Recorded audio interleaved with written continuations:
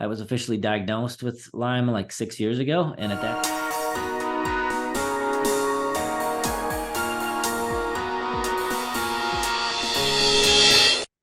Well, hi, everybody, and welcome to World Carnivore. Today we're talking with Craig Emmerich. Yeah, thanks for coming on with me and having this discussion. well, thanks for having me on. Uh, well, I watched several of your videos, and I learned that I don't know enough to know what I don't know. And so that's why I stopped by and asked if you would explain some about just what is protein sparing? Okay, so protein sparing modified fast. It's kind of a confusing name because it's kind of the opposite of what it sounds like. It sounds like you're not eating a lot of protein. It's actually the opposite. And it's a medical term that was developed a number of years ago, several decades ago. And what happened was they were looking at fasting, like just water fasting, and it works great for weight loss, but they found you also lose muscle. Okay. And when you do, multi-day water fasts, and that's not ideal for weight loss. For weight loss, you really want to maintain as much muscle as possible while losing the body fat. And so what they came up with was protein sparing, meaning spare the protein on your body, the muscle, modified fast. So they modified the fast to spare the body's protein. So protein sparing modified fast is just a term. We used to call it pure protein days before we understood the medical term. It's basically a day where you eat just protein, lean protein. So almost no carbohydrates and very limited dietary fat, and just enough protein to maintain your muscle while burning your own body fat. Okay, that is really fascinating and much more clear than I had heard it explained before.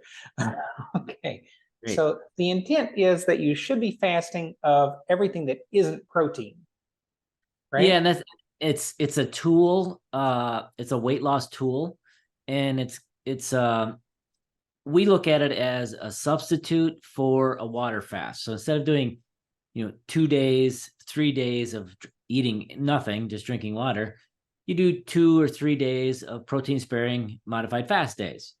And so it's not like, well, I'm gonna do protein sparing and you eat protein sparing every day for weeks or months. You don't want to do that. It's very low calorie because you have very little carbs, very little fat. You don't want metabolic adaptation happening where the body kind of down regulates because you're eating really low calorie day after day. And so we use it as a tool to break a stall or just speed up weight loss, and just use it, occasionally. Great. That makes a lot more sense than what I had pictured in mind, right? And Yeah. I can see why. So Yeah. where did you learn about this particular methodology?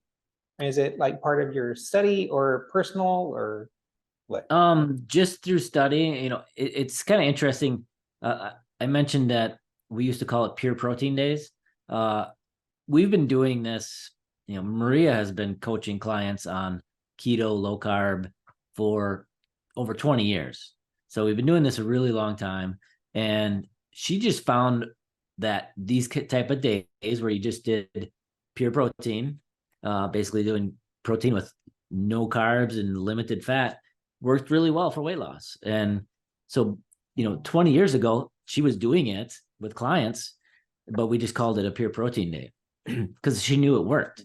And as we researched more and studied, and we found the protein sparing modified fast, method in papers and studies is really the same thing. And so that's why we just adopted the clinical term that they've been using. I personally think we should maybe stick with pure protein because it actually describes it a little better, I think. Well, for the layman, yeah, I would think so. Yeah. Yep. All right. So I recently saw a post of yours where you were talking about how fat interacts with both protein and carbohydrates, and it has an enhancing effect on one and or the other. And it's possible to gain weight even if you're just mixing fats and protein. Now, is that the case, or am I misunderstanding? That's correct. at the end of the day, the volume of food you eat still matters, right? If I'm eating zero carbohydrates, which I personally have done for like 6 years now, because I had Lyme disease and some chronic pain and symptoms that resulted from that. I was officially diagnosed with Lyme like 6 years ago. And at that time, I transitioned from keto, which I had been doing for about a dozen years, to stricter carnivore because it actually helped with my pain going to carnivore. And so, and that's, I forgot what was your question again? I'm sorry. Lost my train About of thought. how the protein and the fats, even if you're mixing them together, then you're liable to gain weight. Yep. So I've been eating carnivore for about 6 years, and I can gain and lose weight just manipulating the types of proteins I eat. I mean, I've a lot of times over this time of year in the fall and into the holidays, where you're indulging a bit more over Thanksgiving and Christmas and whatnot, I'll typically put on 5 to 10 pounds. And then we stay in Hawaii at a condo in the wintertime.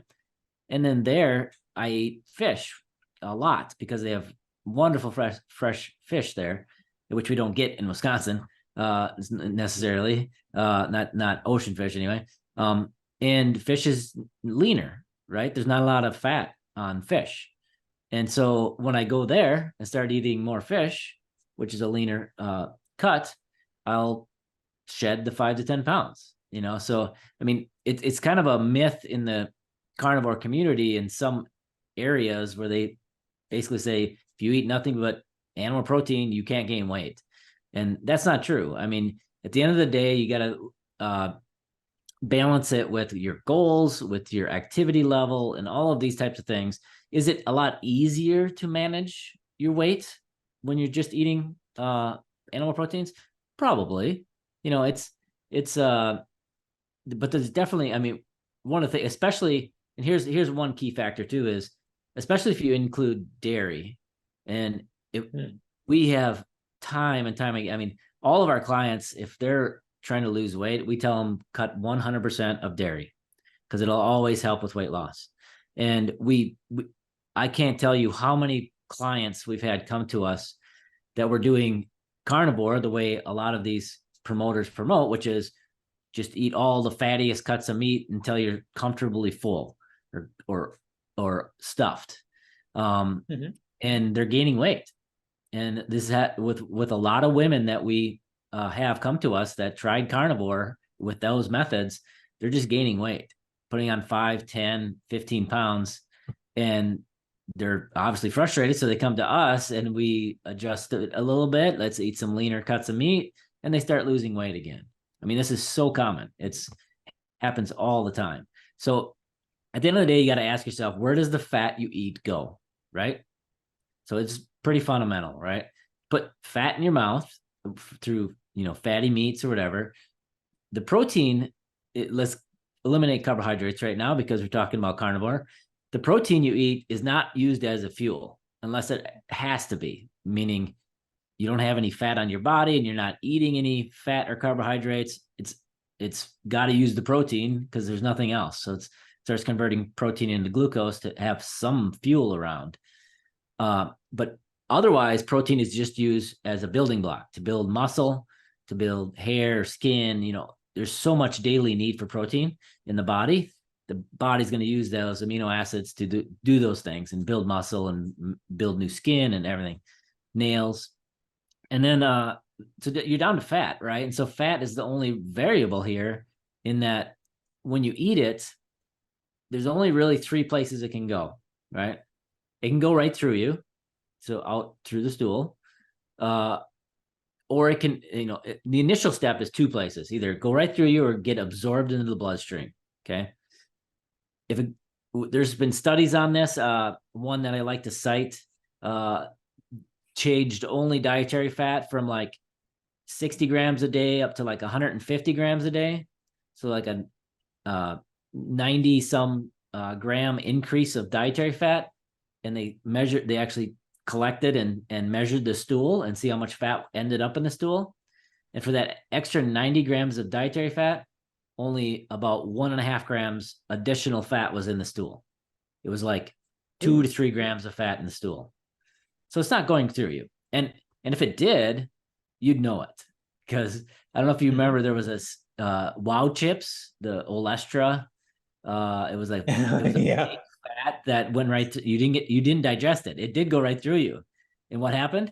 They had to put a warning label that it causes basically uncontrolled bowel movements, because an extra 10 grams of fat going out your stool just made you, uncontrolled. Anal leakage was the word they used. Explosive diarrhea is probably more like it. You don't want it going out that, significant amount going out there. So it's being absorbed into the bloodstream. So now we got two main places it can go from there. Once it's in the bloodstream, it can either be stored in your fat cells, so in your adipose tissue, where you store your fat, or it can be burned as fuel in the muscle and other tissues.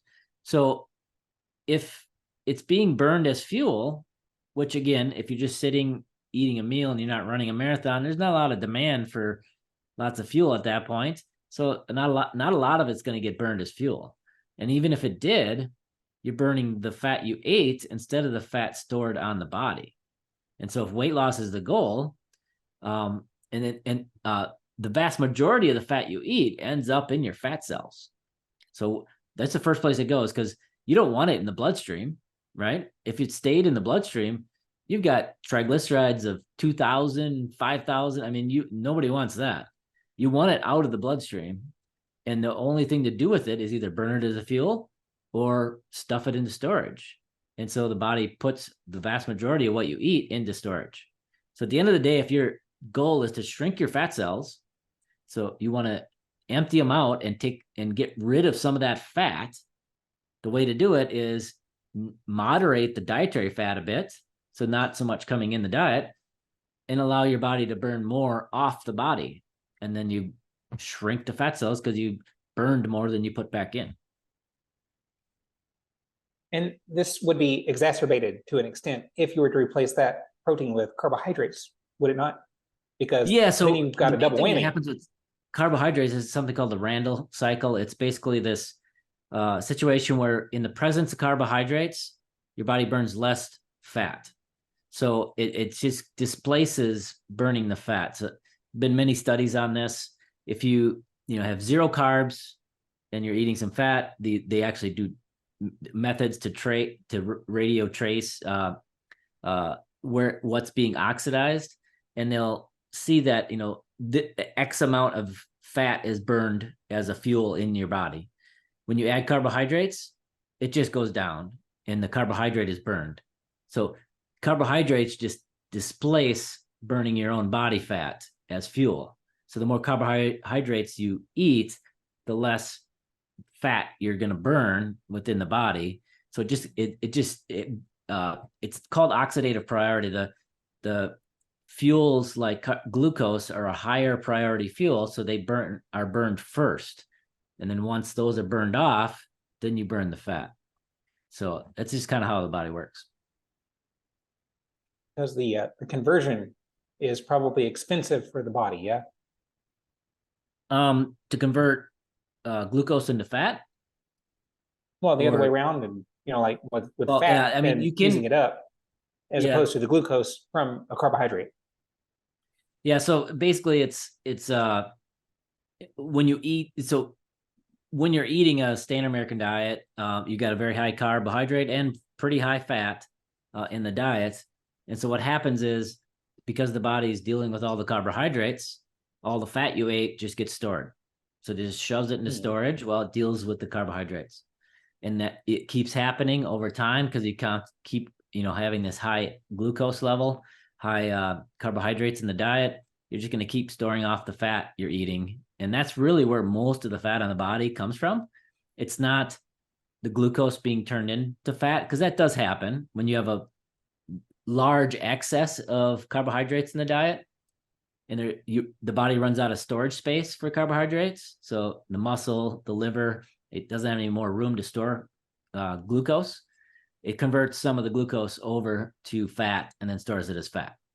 So if in extreme excess, which, a lot of standard American diet these days does have, in addition to just storing up all the fat, it'll take the excess glucose and turn that into fat too.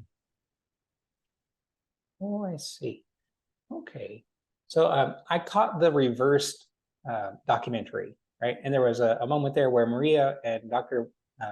Barry were discussing this and got a little bit tense. And so that's why I'm looking at that going, I don't really understand the situation. What is it they're talking So what about? that is about is something called personal fat threshold. So personal fat threshold is this, it's not new. I did a presentation recently in Tennessee, actually, and I covered this topic. And one of the things that I did was I pulled up a bunch of studies for people to go look at about this. Don't take my word for it. Go read the studies yourself. Put all the links in there. And the oldest study I found talking about this phenomena of fat inflammation and personal fat threshold was from 1965.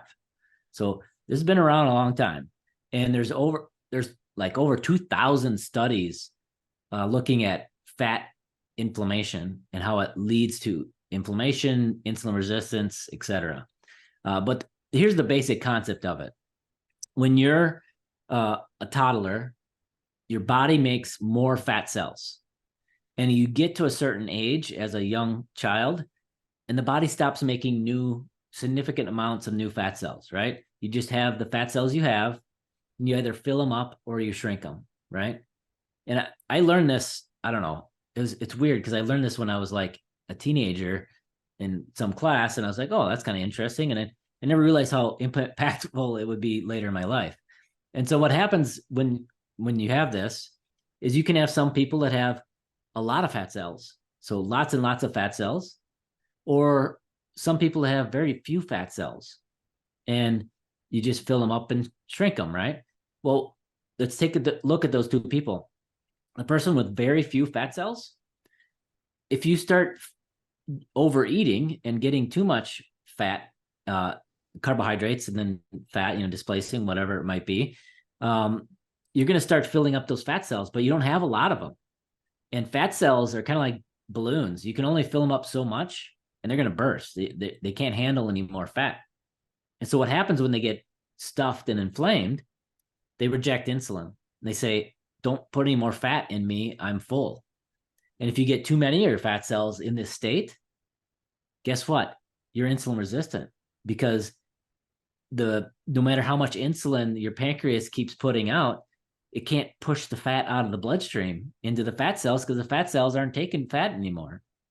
And so then the fat will accumulate in your pancreas, in your liver, around the organs, and you're insulin resistant. So this is the primary cause of insulin resistance, is that your fat cells get overstuffed and inflamed. And we've had, there was one woman we had that was 105 pounds. She's type 2 diabetic because she had very few fat cells. And so they filled up real easily. And then we also had clients that were 100 pounds overweight and blood markers look fine because they have so many fat cells that they're not getting stuffed yet. Okay, so this kind of explains that, how you can be type 2 diabetic at pretty much any size. And so this is called personal fat threshold. It's your personal fat threshold for how much fat you can store in your body before you become insulin resistant. And it's vast majority of people, this is how it works. Oh yeah, okay, I get it. Because I've actually known quite a few people who were really, quote, skinny fat, and I can see how that would really work to their disadvantage, not having enough fat cells to really maintain. And if they get oversaturated, then they're going to be type 2 diabetic or have fatty liver disease or something. Yeah, okay. Yeah. I personally, and there's actually one of my relatives are like that. So yeah, there's a huge genetic component to it. It's kind of, this is part of the whole Asian paradox, right? Of many people in Asia now, if you look at the statistics, they're starting to lead in diabetes. But obesity isn't as much of a problem because genetically they don't have as many fat cells typically. And so they'll, at initially from the outside, you look at them and they look fairly lean, but on the inside, they're diabetic, they're insulin resistant.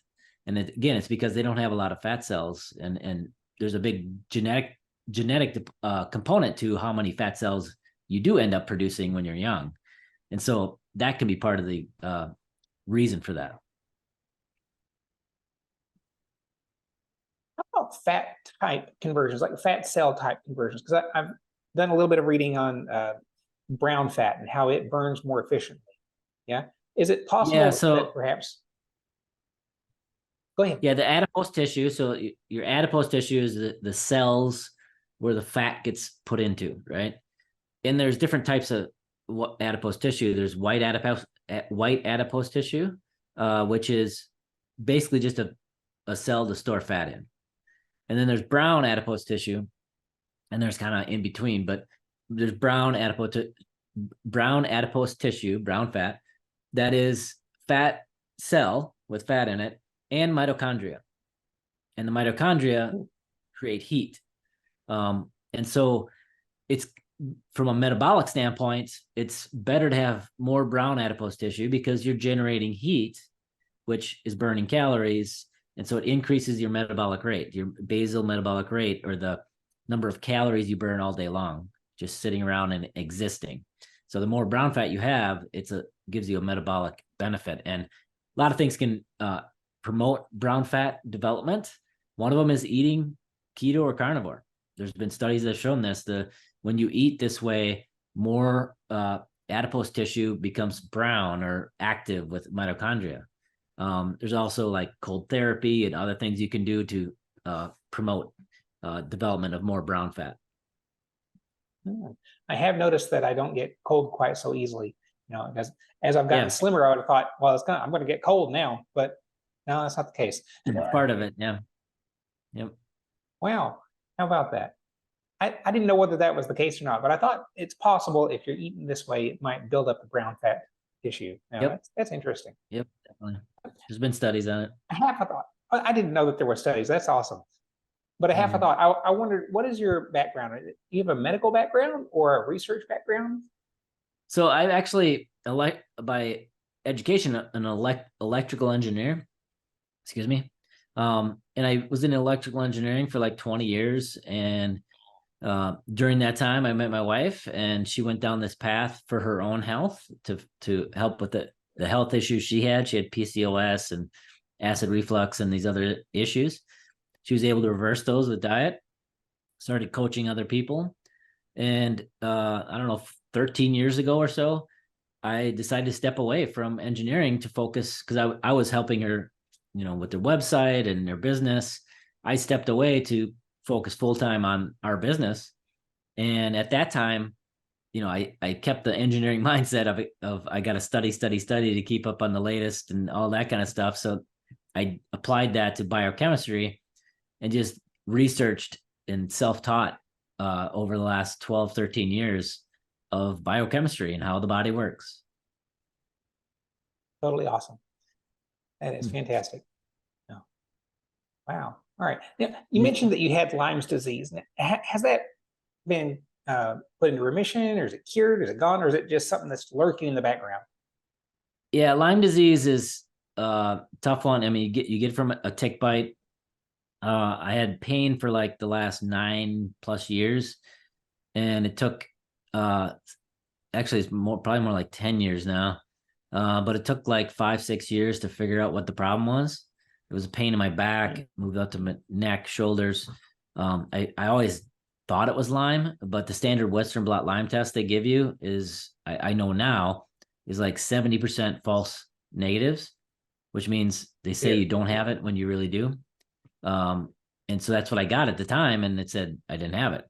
Well, a couple of years later, after lots more tests, and I got IGeneX test, which is a better Lyme test. It can detect it a lot better, and that said I did have Lyme. So that's when I started eating carnivore, because I found that cutting out all the plants did help with my pain, and I've eaten that ever since. And even to this day, if I get too much, if I get a little too much plant in the diet, whether I'm eating some tomato with my burger or whatever, I'll start to see pain flare up. So I have to, stay pretty strict with that. It's led to a couple other issues as a result of it being so long before I got diagnosed. What happens is Lyme disease will break down the immune system. And so other things can creep in. Like I had heavy metal problems, mold issues. And so I'm dealing with all of those things and what's called chronic inflammatory response syndrome, CIRS. And so that's what I'm treating and dealing with now. See. But then there's been a lot of resolution to it, even though it's maybe not gone, still lurking. Yeah, one of the things, so Lyme is an external thing, right? This is not a food related thing. You can't eat a certain way and stop yourself from being infected with Lyme disease, right? You can't eat a certain way and stop yourself from getting a cold or the flu, right? If you're in close contact, you're probably going to get it, regardless of diet. Now, diet can definitely improve the outcome of that, right? It can improve how your body fights and gets rid of it, how quickly it gets rid of it. But with Lyme, we help people all the time with Lyme disease and other similar issues. But if it's not a food related issue, so a lot of autoimmune disorders, a lot of disease today is food driven, right? They're eating things that are not good for their body, driving inflammation, driving disease, driving autoimmune disorders. And so if you cut that food out, you can really have almost complete remission of those symptoms. An external thing like Lyme, you may or may not have that level of, because it's not a food related issue. It wasn't the food that caused the problem, right? Because I was eating keto for 18 years now, and so I was totally keto when I got Lyme, and so I have now I have ankylosing spondylitis, which is an autoimmune disorder that was triggered from the inflammation in Lyme. So that I'll always have that to some level because it like ankylosing spondylitis is the spine and hips and sometimes shoulders will get calcified, and so you build up calcium. So my neck is actually, most of my neck is fused together with calcium. So I can't turn my neck very well. That's not going to reverse. There's no way to reverse that, but I can definitely manage pain with diet, and that's what I've been doing. Oh, okay, interesting. Now, I just wanted to ask, have you considered or have you tried the Wim Hof technique? Yeah, like the breathing stuff. Yeah, so I've done a little bit of cold therapy in the past, but it's with my pain, cold increases the pain a lot. We actually yeah. I we wouldn't had consider the cold actually. I meant just the breathing side of methodologies. it. Yeah, no, I've done a lot of things. I mean, the list of things that I've tried over the years is Oh, I'm sure. very, very long. Like every traditional, non-traditional, functional medicine, you name it, I've done it all. But right now, over the years, the things I found that work best is diet and to help control pain is diet and hyperbaric oxygen treatments. Those two things work pretty well for me. Hey, what's the actual mechanism there with the hyperbaric chamber? I mean, like, how does that help control and manage the pain? It's just because the red blood cells go up, or is there something else? Well, it's the oxygen and blood flow. Yeah. So what happens is in these areas where there's the arthritis or inflammation in my joints, part of that inflammation is due to the blood cells not delivering enough oxygen to those areas. And so when you get a hyperbaric oxygen, you get higher pressure with the 100% oxygen that forces the amount of oxygen in the blood to go up. And as a result, more oxygen is getting to those areas with restricted blood flow, right? Because you have more oxygen in the blood. And that definitely helps with pain. How frequently do you do the chamber, or do you like sleep in it, or I mean, like, how does that work? I do like an hour to 2 hours, and I'll do that. It depends, if I kind of go a little bit by symptoms, right? If things are flaring up, I'll get in there. Uh, what I usually do is I'll wake up a little early, like 6 a.m. or 5 a.m. I'll go lay in it and kind of fall back asleep for an hour, 2 hours. Um, and then, you know, probably once a week in general. But then if it's flaring up, I'll do it more. We have one here. It was working so well that I purchased one, soft-sided one that you can buy online. Okay, wow. All right. And I'm sure that the list of things you have tried is quite long, right? Yeah. But I was recently talking with the carnivore ballerina, and she told me about how she had gone through some episodes. And one of the things that helped her was some energy healing processes. And I was curious about if you've done any investigation into that. Yeah, I've looked into it. I haven't done it. Um, I've done most of the traditional stuff, like for Lyme. I did 3 high-powered antibiotics taken simultaneously for 9 months. I did this whole Cowden protocol of tinctures and herbals, and I've done antiparasitics from ivermectin to other ones to, I mean, it's IVs of like high dose vitamin C and these things. Like it's I had a cavitation surgery for some to get the infections out of my cavities where my wisdom teeth were. Like it's a long list. But you have been able to manage that through the carnivorism and the hyperbaric chambers.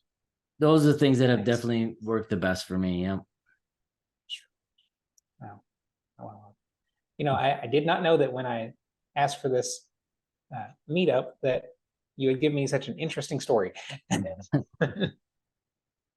Yeah, Well, that's my life. You gotta just deal with the cards you dealt, and I definitely take tick bites way more seriously now than I did in the past. I appreciate that.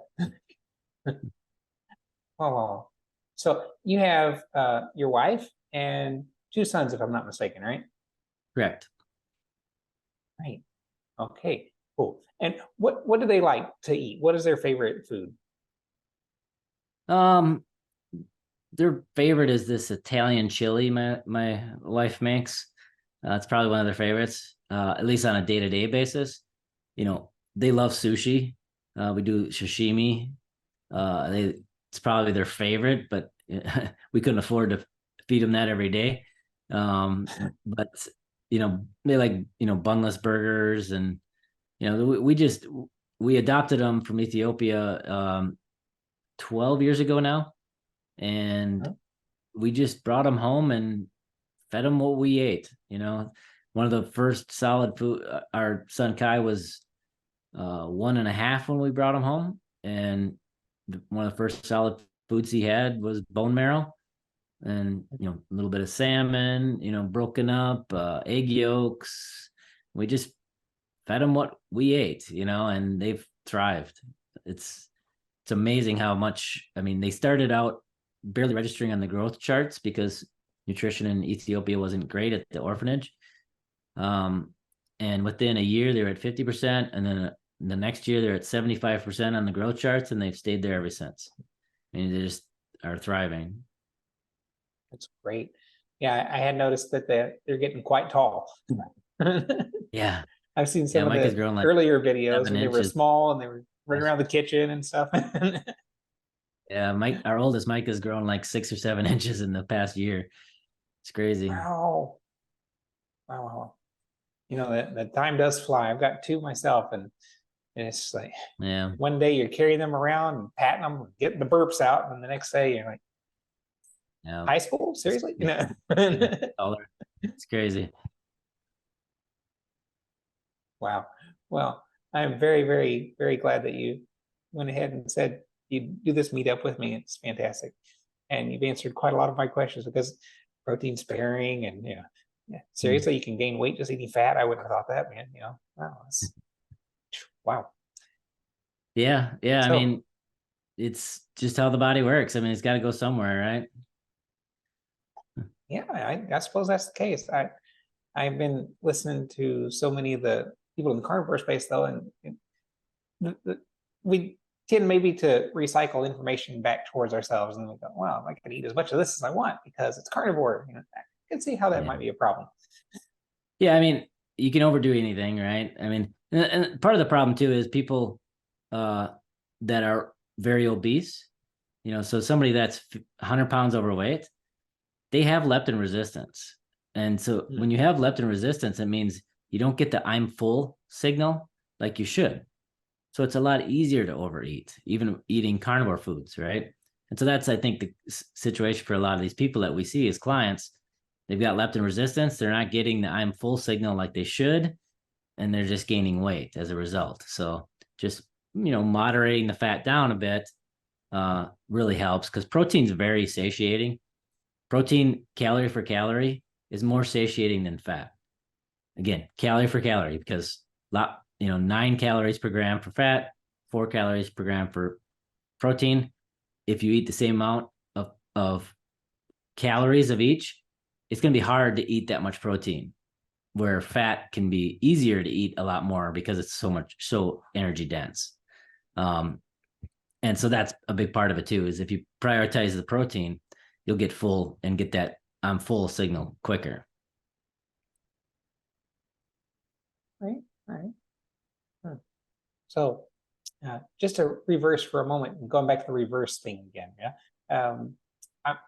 Like I said, I was watching that scene there, and I could see where there was the disagreement, but I wasn't sure which side Dr. Berry was coming down on.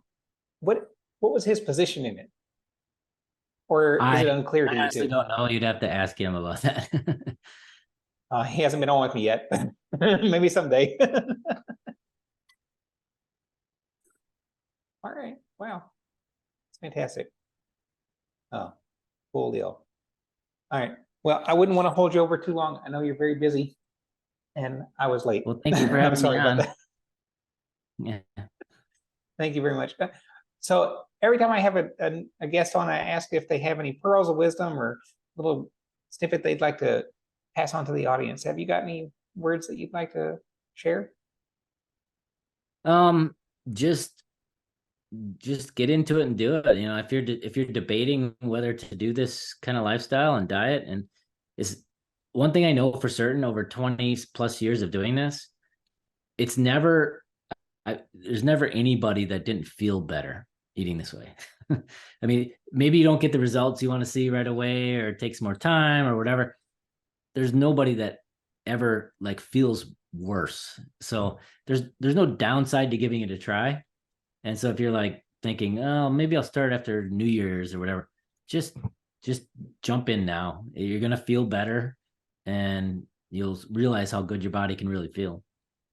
Thank you for that. And this is coming from a man who has Lyme disease and has pain and fused joints. And wow, I mean, if he can say that, that is definitely true. Yes, for sure. Wow. Craig, thank you so much for coming on. Yeah. Well, thanks for having me. Be bold, everybody. From pain to gain, I changed the game. Carnivore life, never the same. Standard diet filled with lies, I see through the disguise.